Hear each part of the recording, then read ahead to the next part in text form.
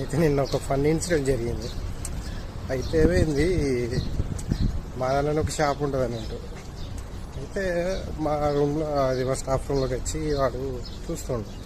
చూసేసరికి అక్కడ ఒక బాటిల్లో డెటాల్ ఉంది, కొంచెం గ్రీన్ కలర్లో ఉంది. వాడేమన్నాడు, ఇది ఏంటిది అన్నాడు.